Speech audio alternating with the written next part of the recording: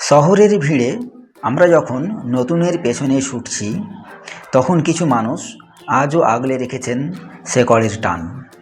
আজ আমি দাঁড়িয়ে আছি এমন এক বাগান বাড়িতে, যার দেওয়ালগুলো পুরনো হলেও তার যত্ন আর ভালোবাসায় কোনো কমতি নেই।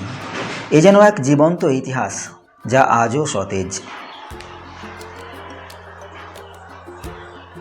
আমরা শুরু করছি আজকের ব্লগ কাঠগোলা বাগান বাড়ি। এটা হচ্ছে প্রবেশদ্বারের টিকিট কাউন্টার। এই বাড়িটা দেখলে বোঝা যায় ভালোবাসা দিয়ে পাথরকেও বাঁচিয়ে রাখা যায়। কালি ফেরানো দেওয়াল, পরিপাটি করে ছাটা বাগান আর চকচকে মেঝের প্রতিটি কোণ বলছে এখানে শুধু ইট বালি বাস করে না, এখানে বাস করে একান্নবর্তী পরিবারের সে হারিয়ে যাওয়া মায়া।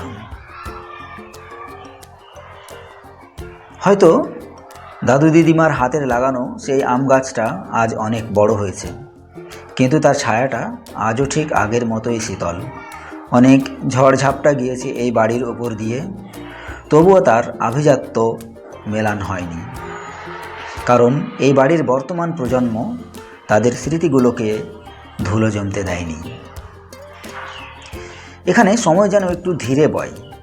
এই বারান্দায় বসে যখন বিকেলের নরম আলো বাগানের ওপর পড়ে, তখন মনে হয় শান্তি আসলে দামি আসবাবে নেই, শান্তি আছে পরম মমতায় আগলে রাখা এই পুরনো জানালার গ্রিলে, অথবা এই দোলন চাপার গন্ধে।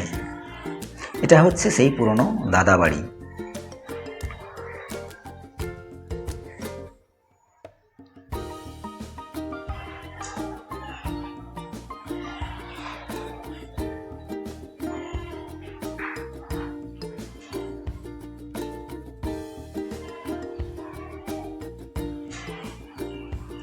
পুরনো মানেই তা ফেলনা নয়, পুরনো মানেই তা অবহেলা নয়, বরং সঠিক যত্ন পেলে পুরনো স্মৃতিগুলোই হয়ে উঠতে পারে আগামীর অনুপ্রেরণা।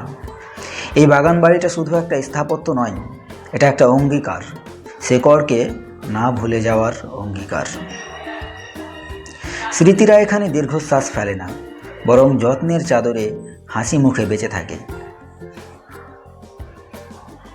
নতুন আধুনিকতার ভিড়ে এই বাড়িটা যেন এক টুকরো স্নিগ্ধ বিকেল।